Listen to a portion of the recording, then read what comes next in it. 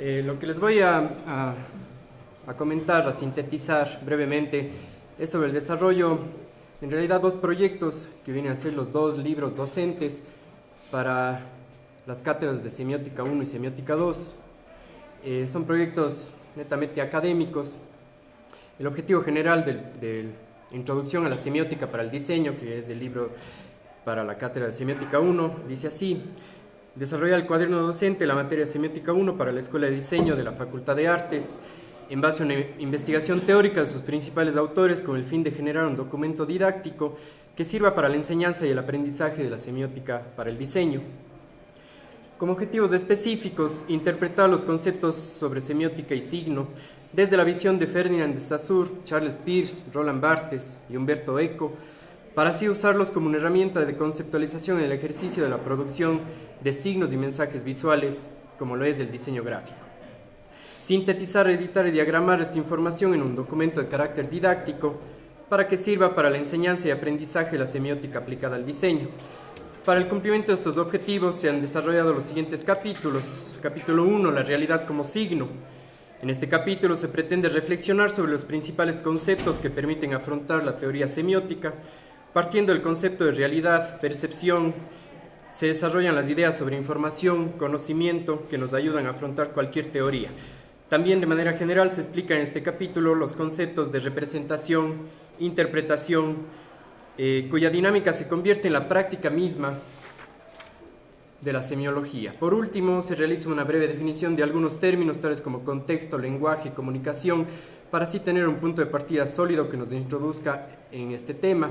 Los contenidos desarrollados fueron los siguientes: realidad-signo, la percepción, una conexión con la realidad, realidad, información y conocimiento, representación e interpretación, el contexto como límite, el lenguaje, la comunicación y los signos, conclusiones y ejercicios y cuestionarios.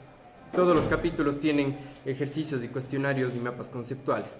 La semiología de Ferdinand de Saussure, en el capítulo 2.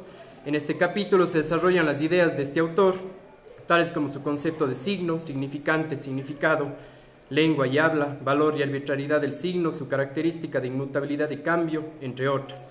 La importancia de estas ideas radica en que han sido consideradas como el punto de partida para la semiótica moderna.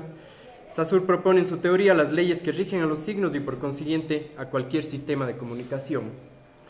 Los contenidos desarrollados fueron los siguientes: semiología en su contexto, el lenguaje y la semiología, el signo como dualidad, lengua y habla, significado, significante, valor y arbitrariedad, sintagma, paradigma, inmutabilidad y cambio, diacronía y sincronía, conclusiones, un ejemplo de análisis semiológico usando los conceptos de Ferdinand de Saussure y propuestas de cuestionarios y ejercicios de evaluación.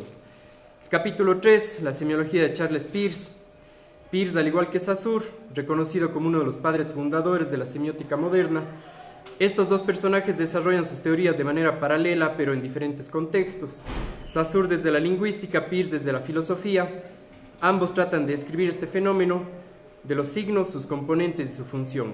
Los contenidos de este capítulo son los siguientes: acerca del pragmatismo, la filosofía triádica de Peirce, las categorías de la realidad, primeridad, segundidad, terceridad, el signo según Peirce, representamen y sus clasificaciones, el objeto y sus clasificaciones, el interpretante y sus clasificaciones, la semiosis, conclusiones, ejemplos de análisis semióticos usando la teoría de Charles Peirce, propuestas de cuestionarios y ejercicios de evaluación. El capítulo 4, la semiología de Roland Barthes.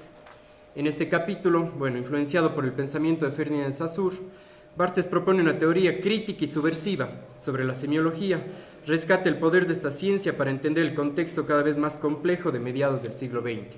Siguiendo las corrientes estructuralistas, este autor desarrolla el debate teórico sobre semiología con una innovación extraordinaria, dándole mayor presencia al receptor, es decir, al agente semiótico que interpreta los signos, ya que este también forma parte esencial de una estructura semiótica o sistema de significación.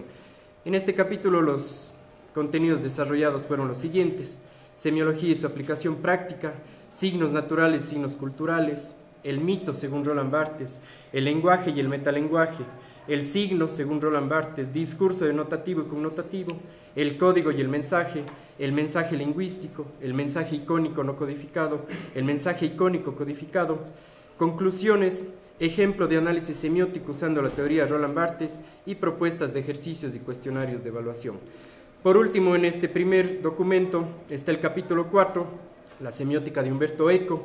Eco es un personaje con estrecha relación con el mundo de la comunicación y la cultura y los signos. Es un verdadero semiólogo consciente de que nuestra vida existe porque existen los signos. Eco se interesa por el uso práctico de la semiótica, es decir, por la forma en que la sociedad utiliza los signos y les da significado. Para Eco, la sociedad no es más que un sistema de sistemas de significación, y el éxito de la misma depende del uso que hagamos de dicho sistema, ya que estos son indispensables para los fines de la interacción social. Los temas en este capítulo fueron los siguientes: el signo como un proceso, el signo y sus clasificaciones, el signo como un fenómeno filosófico y el signo y sus características comunes. Asimismo, conclusiones y ejemplo de análisis semiótico usando la teoría de Umberto Eco y una propuesta de ejercicios y cuestionarios prácticos de evaluación. El documento número 2, Introducción al lenguaje visual para el diseño gráfico.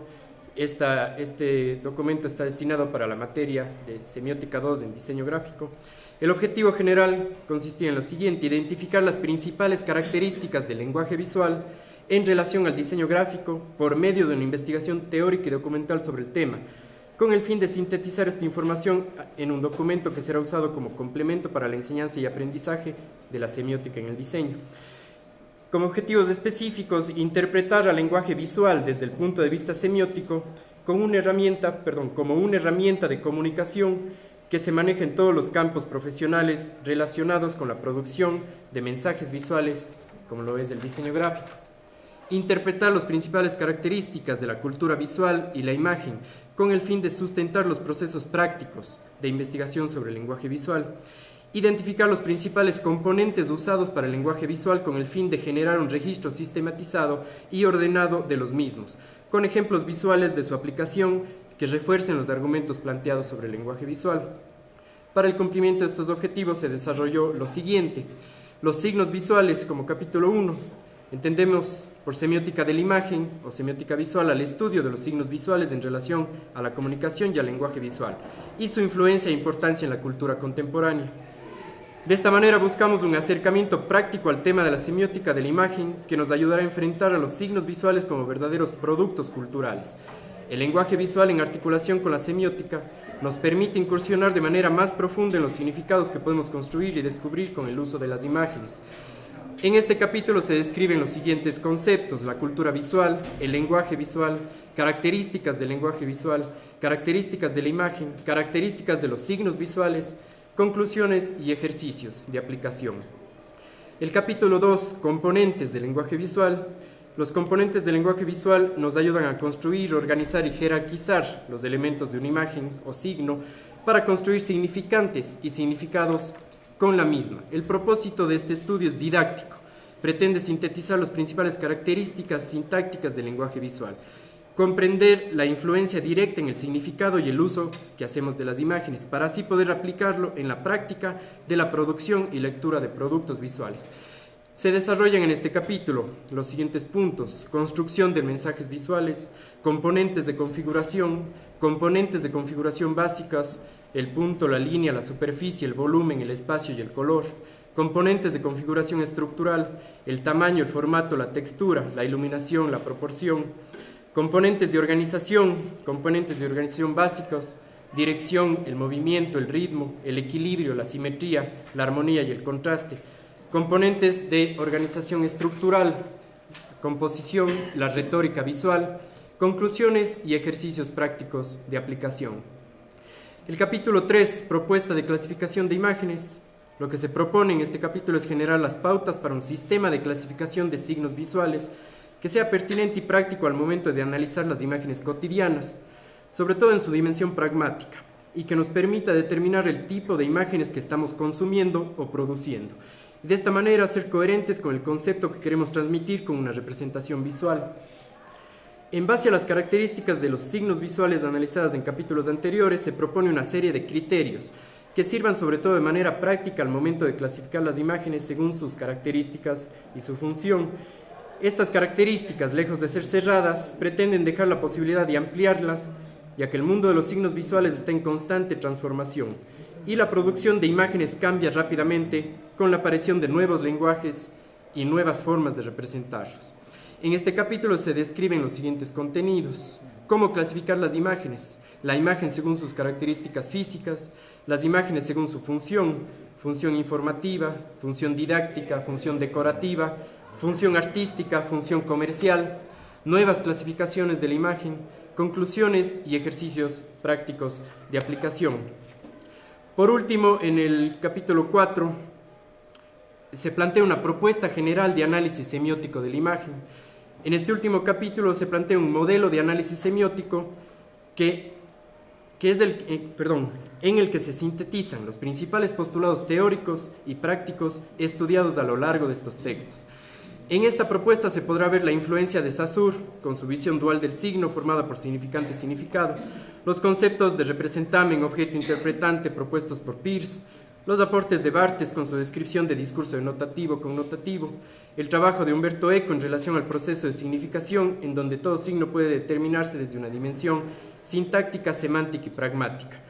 El modelo que se presenta en este texto no estaría completo sin el entendimiento del lenguaje visual, sus principales características, componentes de organización y configuración para la construcción de mensajes visuales, la clasificación de imágenes por sus características físicas y su función. Todo esto servirá para enriquecer el análisis de los signos visuales y el discurso que del mismo se desprenda. Los contenidos en este capítulo fueron los siguientes: la importancia de los mensajes visuales, análisis semiótico paso a paso, la observación, la clasificación de las imágenes, dimensión sintáctica de la imagen, dimensión semántica de la imagen, dimensión pragmática de la imagen, conclusiones y por último los ejercicios prácticos de su aplicación. Las imágenes que ustedes están observando no son más que resultados de los ejercicios prácticos realizados con los estudiantes de las materias Semiótica 1 y Semiótica 2, sobre todo las materias Semiótica 2, usando ya este material desarrollado en esta investigación. Este cuaderno docente de la materia Semiótica 1 está presentado ya, se va a presentar en este mes al Consejo Editorial para los trámites de su publicación. El cuaderno docente de la materia Semiótica 2 se encuentra en un 90%, se pretende realizar la corrección de estilo y posteriormente asimismo ser presentado ya como documento final. Este proyecto de libros docentes no se trata tampoco de una antología de textos de la materia, sino de un texto inédito didáctico en base a una rigurosa investigación bibliográfica y de aplicación práctica en las cátedras. Por último, este proyecto aporta la línea de investigación desarrollada de la facultad que dice desarrollo de metodologías y técnicas de la educación para las artes y la cultura estética. En definitiva, los productos que se pretende lograr con este proyecto son 2 textos guías para que apenas empiece el ciclo en la materia Semiótica 1 y Semiótica 2, los estudiantes que estén matriculados en esas materias tengan, ya sea impreso, en digital o como sea, tengan su texto guía completo con todo lo que se va a ver en la materia, su bibliografía, sus ejercicios, sus ejemplos de análisis semiótico, etc. Entonces son documentos que van a aportar muchísimo en las cátedras. No sé si tienen alguna pregunta, tal vez.